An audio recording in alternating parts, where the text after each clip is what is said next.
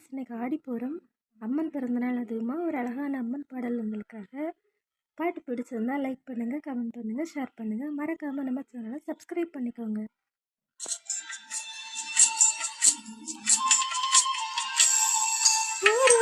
சூரியன்